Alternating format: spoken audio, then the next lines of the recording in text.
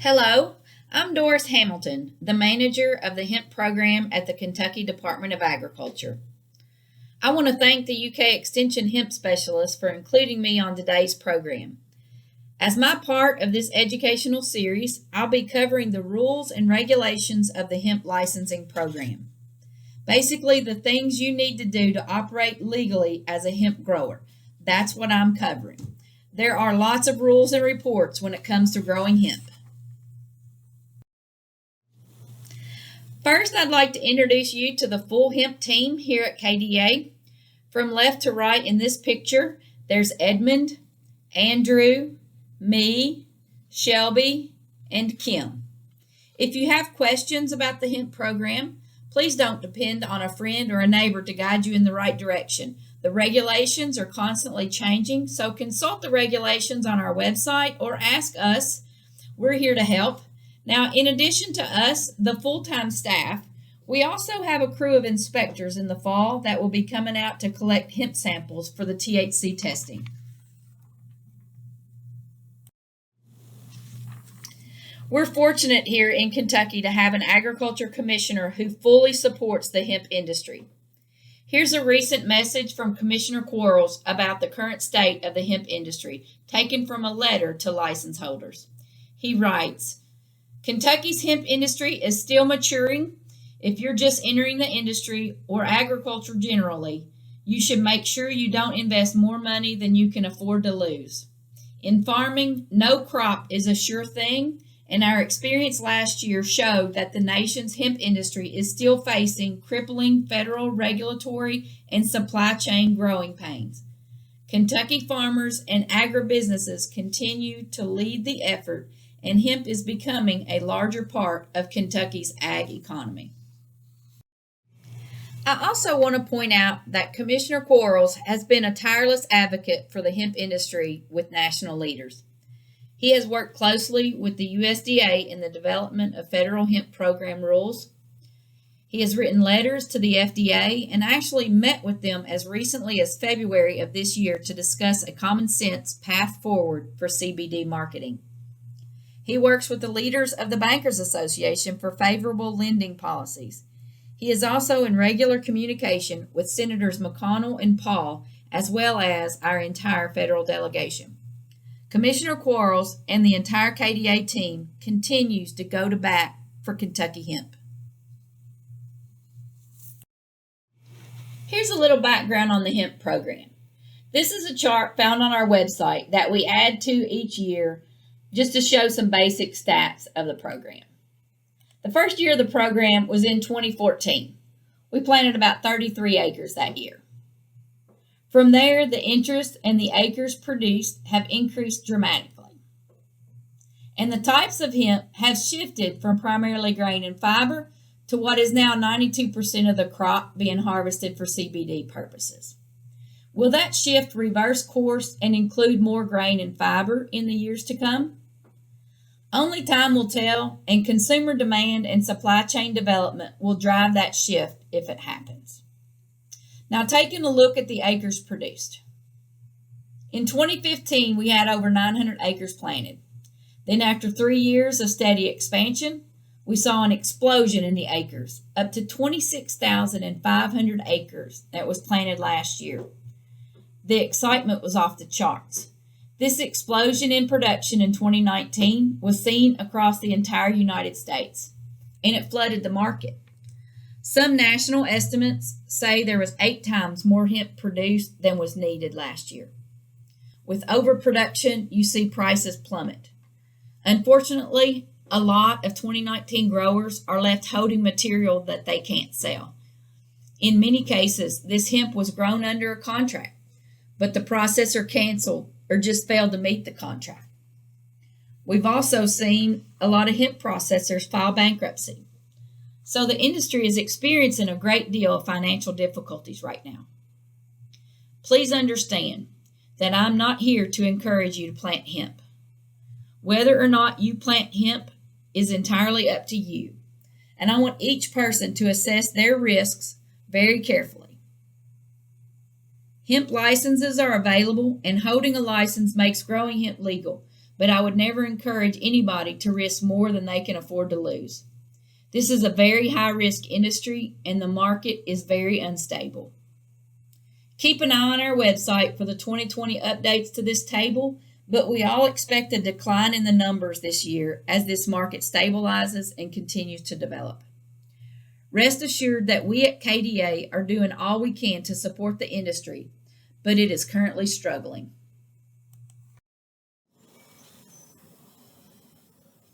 Next, let's take a look at the state of Kentucky and how far the hemp program reaches. This is based on the 2019 license holders. Every county in green here had at least one hemp license holder. The red dots are where the processors are located, 1 dot per county, and many counties have several processors, like Jefferson County and Fayette. You can see that hemp reaches from the east to the west and the north to the south here in Kentucky. Last year, hemp was planted in 100 out of our 120 counties. The Kentucky Hemp Program is conducted in accordance with both state and federal law. The most important section of Kentucky law for us all is this section of statute shown on this slide. As you see in red there, it is unlawful for a person who does not hold a license issued by the department or who is not an agent of a licensee, so basically an employee. It's illegal for them to cultivate, handle, and handle just means to be in possession of, or to process or market these types of hemp. So living hemp plants, viable seeds, leaf materials, or floral materials. So it is unlawful for anyone in the general public without a license to be in possession of hemp plants, seeds, leaf material, or floral material. And the penalties for those without a license are the same as those penalties for marijuana. Federal law was updated in 2018, started with a new definition of hemp. First thing you'll notice is the federal definition dropped the word industrial from the definition. So now it's just hemp, not industrial hemp. The other major change to the definition was the addition of these bold words. That makes sure to include the seeds and all derivatives, the extracts, the cannabinoids, basically anything you can get from the plant, whether it's growing or not. But ultimately, all of it must have a delta-9 THC of not more than 0.3% on a dry weight basis.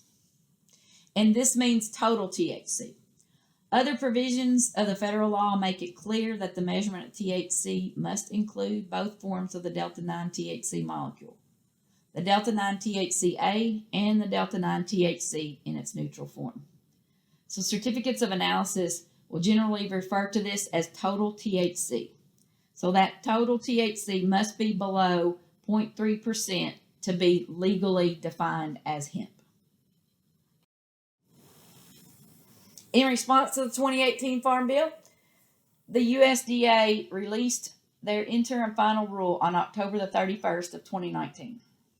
That interim final rule took effect immediately, and it will require updates to sampling and testing in Kentucky for 2021, maybe even for 2020. If it goes into effect on November 1st, then we're looking at changes in 2020. But there are some hopes that will be extended and we'll be able to operate under our pilot program through the end of the crop year for 2020, but that is yet unknown. We are currently operating under our pilot program at least until October 31st, maybe through the end of the year, but that is yet to be seen. The main changes expected from the USDA interim final rule for 2021 include just a few things for Kentucky. One, the measurement of uncertainty, which is basically the variance or the margin of error added to the 0.3% to arrive at an acceptable measured THC level. So that variance is going to be less than our 0.399% that we currently use as acceptable. Next, the retested samples might be confined to the original sample. That means no more post-harvest retest. And any THC tests that are above 0.5% will be considered a negligent violation. That doesn't mean any criminal intent. It just means that with proper care, it should have been avoided. But the federal rule says that if someone commits 3 negligent violations in a period of 5 years, we must suspend their license for a period of 5 years. So all of these changes are going to make compliance more difficult. So genetic selection is even more important. In the hemp licensing program, we issue 2 types of licenses: the processor handler license and the grower license. The processor handler license is required for any individual or business who's taken hemp plant material, turning it into finished products. The most prevalent type of processor currently is the CBD extraction facilities. Processors or handlers can possess hemp. They can handle it, they can store it, or they can market it. They cannot have live plants. That requires a grower license. Those classified as handlers involve businesses who are marketing hemp or have hemp in their possession. Folks like brokers, labs, and seed cleaners. A grower doesn't need a processor handler license to dry, chop, grind, or market their own crop, but anyone that's handling another person's crop for these purposes should have a processor handler license. Now, what's covered under the grower license? Growers can have live plants. They can grow in a field or in a greenhouse or any other indoor area as long as they're licensed. Growers can produce transplants or grow the crop to full maturity or both. Under a grower license, you can store your hemp, dry, chop, grind, and market your own crop. Can you grow your hemp crop under somebody else's license? No, the grower and the owner of the crop needs to be the license holder. We used to issue a university hemp license, but now they fall under the other 2 licenses depending on the type of research they're conducting. On this slide, you can see all the universities and colleges who have been conducting hemp research over the past several years. Pictured in the center is Dr. David Williams, who was a tremendous catalyst for hemp research and who accomplished a lot in hemp research before his passing. His legacy lives on at the University of Kentucky, and work continues by many excellent researchers there at UK. Murray State has established a Hemp Center for Excellence. KSU focuses on organic production. Western conducts a lot of hemp research, and the list goes on. All of the other logos depicted here have been active in hemp research, and we appreciate all of their work very much. Now let's talk about those grower licenses, since this program is designed to help educate the growers. The grower application deadline is March the 15th, and we expect it will be at March the 15th in years to come. Processor applications are accepted year-round. The grower fees, the application fee has been removed, so no application fee, but there is a $200 service charge for paper applications. The online applications have no fees for those. But the grower licensing fees, those are based on the addresses where growing occurs at, and those are the same as last year. It's $400 per growing address, and there's still no charge for storage-only addresses. The secondary pre-harvest sample fee is $250 per sample. So if we have to sample the same plot twice, that will apply for the second trip out. Also, if a growing address has more than 3 samples required, this will apply to all samples above those first 3 that are covered by the licensing fees. The site modification fee is $750 per GPS coordinate for growing locations. So that's for each field or each greenhouse that's added after that application is submitted. As you know, every hemp applicant has to provide a background check with their application. Those background checks must be free from felony convictions and drug-related misdemeanors for the past 10 years. This is required by law. The background check instructions will always be found in the instructions for the applications. If you're looking for information on the hemp licensing program, here's where you'll find it on our website. When you Google Kentucky Department of Agriculture Hemp Program, it'll take you right here. Once you see this web page pictured here, you're in the right place to find the full details of the program. In 2020, we launched our new online application system.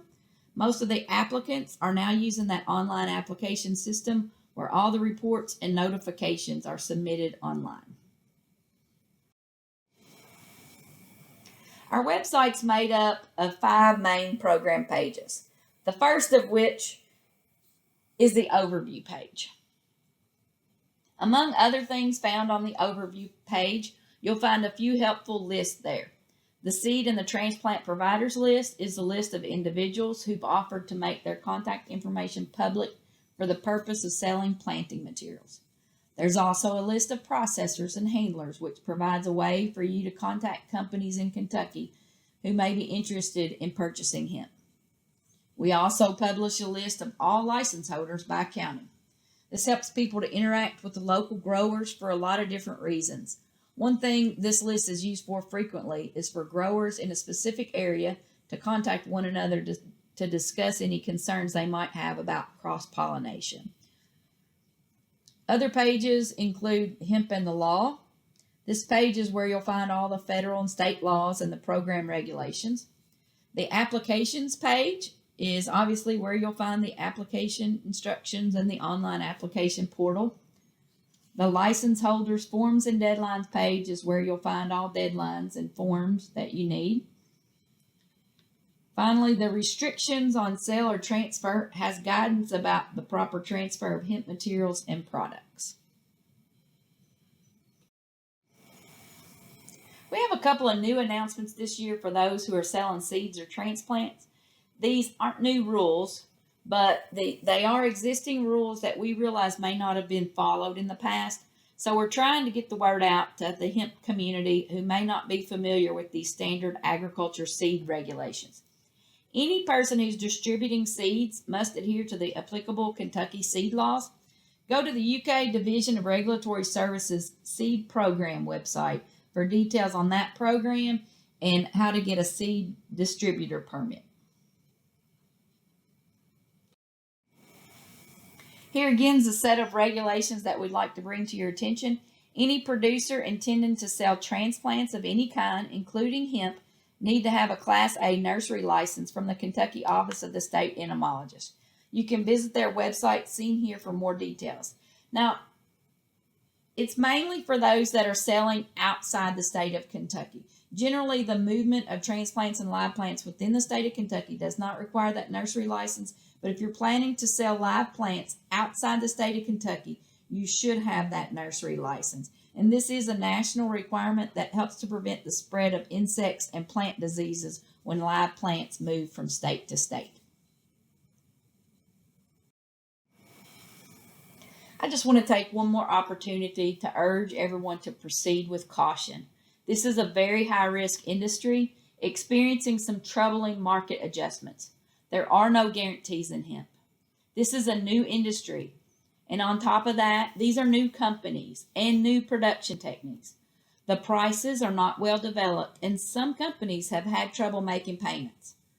Now, that's actually a gross understatement given recent events. More than half of the 2019 farmers' contracts were not paid. Several hemp companies have filed for bankruptcy in recent months. So please be careful and don't invest more than you can afford to lose. Here's some data from a recent report from Hemp Benchmarks showing the declining prices across the board for CBD hemp. In addition to the harvested material price declines, the crude hemp oil and the CBD isolate prices are down more than 80% in the last year. Certainly something to consider. Now let's talk about growing locations. In the online system, it enables you to enter your growing locations and map those directly in the system. If the property doesn't have an address, you'll need to enter an estimated address. Remember, any growing location that's submitted after the original application is submitted costs $750 for each field or greenhouse. That's the site modification surcharge. That mapping portion of the software has a nice help feature. Clicking on that help button will bring up a video that shows you exactly how to outline fields and identify greenhouses and storage buildings. Now here's a view of the mapping feature in that application software. It's the same mapping that you would use if you're going to do a site modification as well. A common problem that we see with maps is the incorrect identification of separate fields. Does this red outline show a single field? By definition, a single field has to be a contiguous planting. So those tree lines that you see in there, these are going to be separations of one field to another. So if you look at this, it really is 4 separate fields. There's this triangular one, then this would be another field. This area here could be considered and would be considered one field. There's no division, but you can tell by the picture that it's been used for multiple purposes, but it is one field as far as a contiguous area that could be planted contiguously with hemp.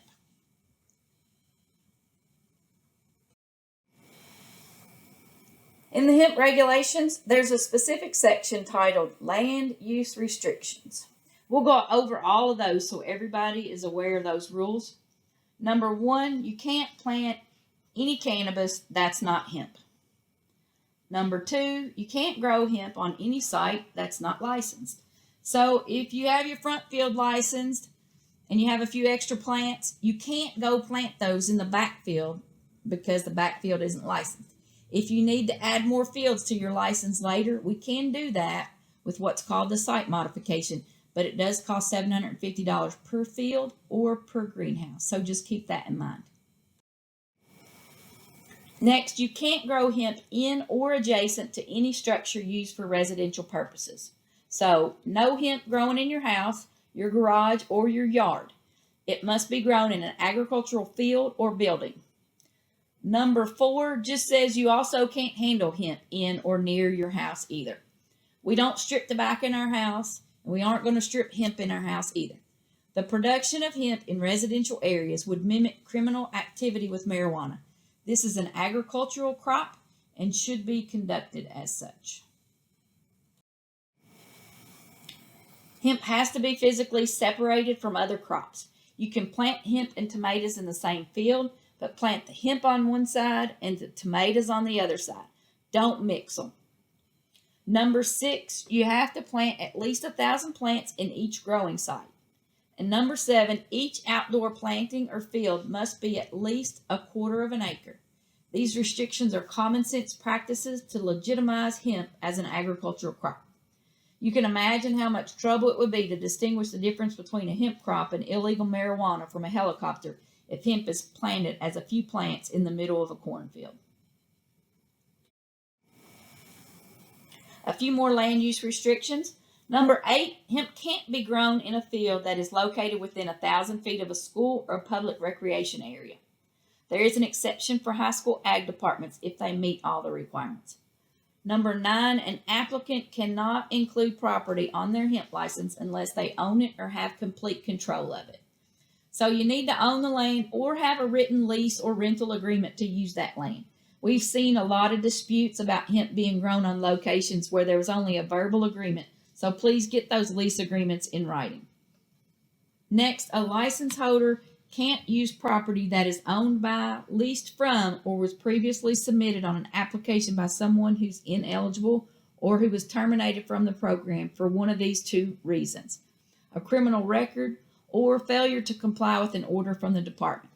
This regulation prevents those with a criminal past from growing under somebody else's license. The final land use restriction in the regulations requires this signage. If you are growing 1 acre or less in a particular site, this sign must be posted. So this helps others, including law enforcement, identify hemp fields as opposed to illegal cultivation of marijuana. I recommend that this sign also be posted on any greenhouses or storage building where you have hemp. So any field that's 1 acre or less, it's required. Any building, it is definitely recommended. We've seen several misunderstandings which could have been avoided by this sign. Now, this sign doesn't mean that law enforcement's going to see this and know that it is a legal hemp field. When they see this sign, it causes them to stop and to contact us at KDA to confirm whether or not it is a legal hemp site. Templates for this sign are found on our website on the license holder page, so be sure to post it on all buildings and especially at any field that is 1 acre or less. Reporting requirements. There are several reports that you need to be aware of if you're growing hemp, so let's go over each of those and how they are used. Be aware of those due dates. All reporting is done in the online portal, and those reports will appear on your dashboard. Please don't submit a paper copy of a report or email us an attached report unless you submitted a paper application and paid the $200 service charge for paper application and paper reports. Everybody else will submit their reports online. It's also worth noting that we don't recommend that anyone other than the license holder complete those reports because they likely don't know all the details, and experience has shown us that mistakes are made when somebody else completes the reports. A couple of slides about sourcing seeds or planting materials. There are some new procedures for 2020.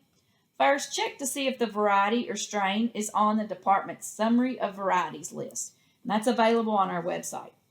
If the variety is listed, then no request is required. You can purchase that variety, whether it's in-state or out-of-state, and ship those or transfer those directly to your farm. If it's not on the list, the license holder would need to submit a form called a new hemp variety or strain request. And that has to be submitted along with a certificate of analysis with a total THC of 0.3% or less. There are several reasons why growers need to be careful in considering what variety or strain of hemp to plant. The genetics plays the biggest role in whether or not the final crop will be compliant with the THC limit. Last year, 17% of the plots in Kentucky tested above 0.4% THC. A total of 43% were above 0.3% THC. But as you know, currently our level of acceptable THC is at 0.399% THC. Those high CBD strains of hemp, they all originated from marijuana strains, and most of it will test above the legal limit of THC if it's allowed to fully mature. Remember, according to current law, we must comply with the USDA rules beginning in November of 2020. So if an exception is not granted before then, this will affect our testing after November 1. It may mean no post-harvest retests. The measurement of uncertainty will be less than our current level, so the acceptable level, which is now 0.399, will be lower. Retesting will be confined to the original sample. And any THC measurements above 0.5 will result in a negligent violation. The new rule says if a producer has 3 negligent violations in 5 years, we're required to suspend the grower's license for a period of 5 years. So the bottom line is, select your planting materials very carefully. Now, let's move on to the actual reports that must be submitted. If you have a licensed greenhouse, a planting report for each greenhouse is due within 15 days of your first planting. If instead of planting, you're moving plants from another location into your greenhouse, that is considered a planting. Anything that results in plants being in the greenhouse when there weren't plants in there before is considered your first planting.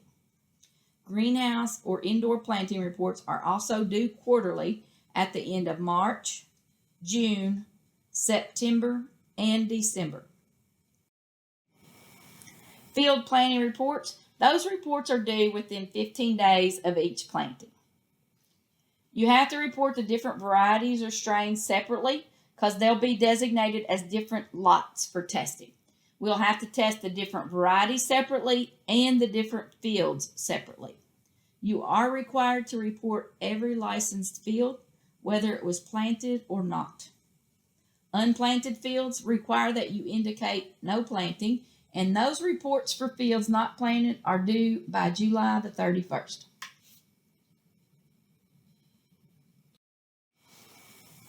Starting this year, all hemp planting must be reported at the USDA Farm Service Agency, so your local FSA office. If you're planting hemp and you aren't familiar with this office, you'll want to get in touch with them soon.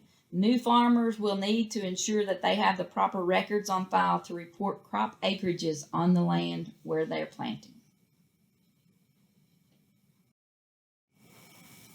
The next step for the program after planting reports is the harvest destruction report.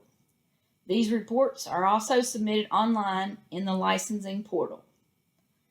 This report is due at least 15 days before your intended harvest, and this report is also used to request destruction of any failed crops. So if your hemp had poor germination and you want to plow it under and replant with soybeans, you have to submit this report before you destroy that failed hemp crop. The submission of this harvest report triggers the inspection and sample collection of the crop for THC testing. The grower can't harvest until after the sample collection has taken place. Once that sample is collected, the grower must complete the harvest within 15 days of that sample collection.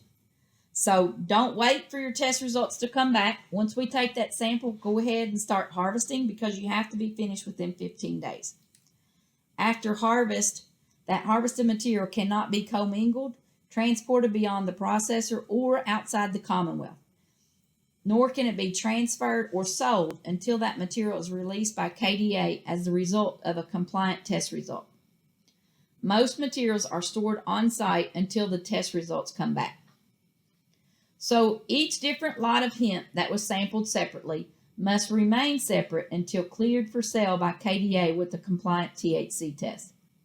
We realized that our turnaround time on test results was not ideal last year. We weren't happy with it, and we know a lot of the growers weren't happy with it. So we're making some major changes to decrease that turnaround time, and we're going to get those results back sooner. 2 weeks is our goal.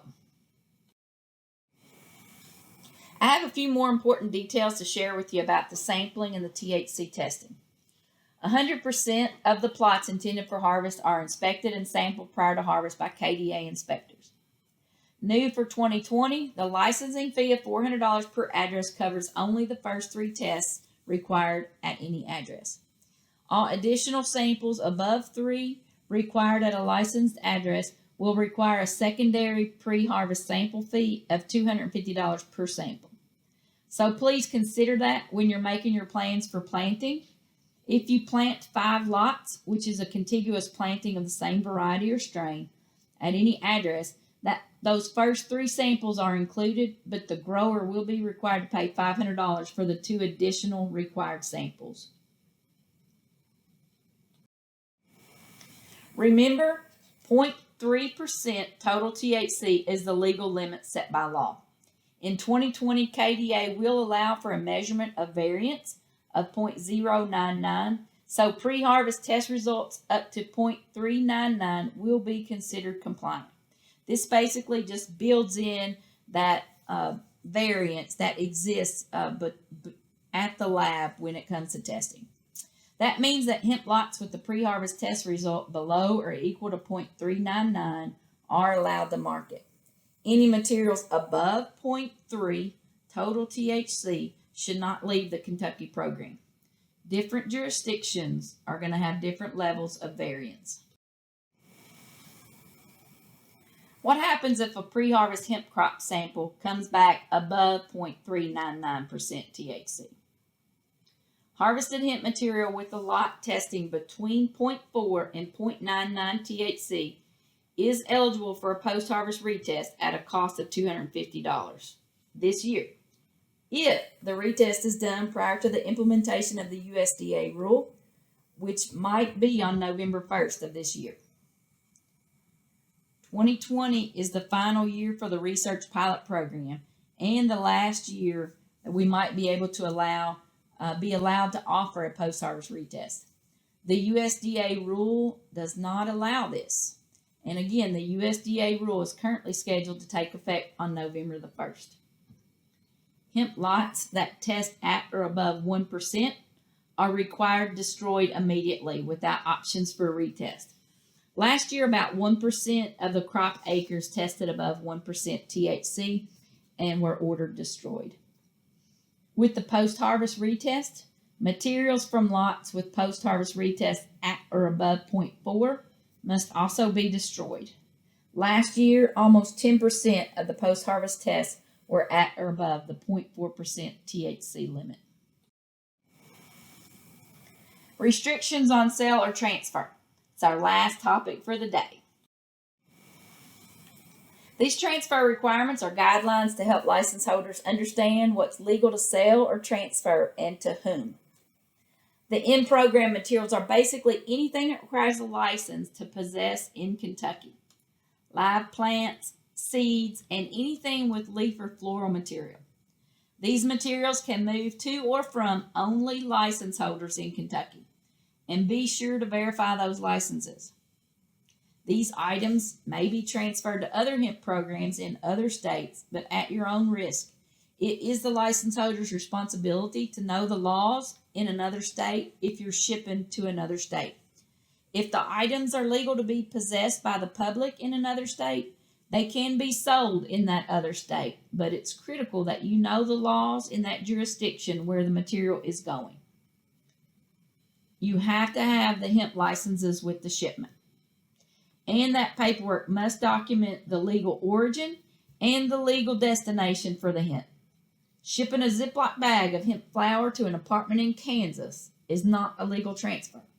So know your laws before you start shipping these things.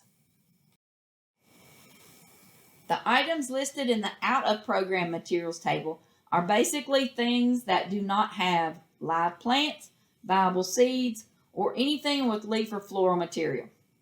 These items are eligible to transfer to anyone. They can be sold to the general public. Again, it is the license holder's responsibility to ensure compliance with other state laws.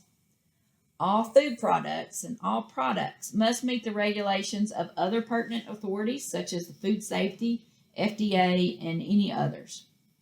All finished products must be tested and proven less than 0.3% total THC, and that testing data must be kept for at least 3 years. Now, based on the state law, there is a list of prohibited products found in the regulations to help folks determine what is and is not eligible to be sold to the public in Kentucky. And again, this is based on the state law, just regulations are clarifying specifics. The following items cannot be sold to members of the public and cannot be manufactured in Kentucky: hemp cigarettes, hemp cigars, chew, dip, and other smokeless material consisting of hemp leaf material or hemp floral material, and hemp leaf material or floral material teas. These items can't be sold to the general public, not to anyone who doesn't have a hemp license. Whole hemp buds, ground hemp floral material, ground hemp leaf material, and they can be sold to another license holder, but not to the general public in Kentucky. The bottom line is this: 2020 is the final year of the pilot program. Beginning October 31st, 2020, all states must operate under the USDA Hemp Program rules unless that's extended. As a result, changes to the operation of the Kentucky Hemp Licensing Program are likely to occur. Applicants and license holders will be notified of any changes or updates to the regulations or program operation. Above all, be careful in your financial decisions in this current unstable and depressed hemp market. If you need to reach me or any member of the hemp team here at KDA, call us or send us an email. We'd be happy to help you.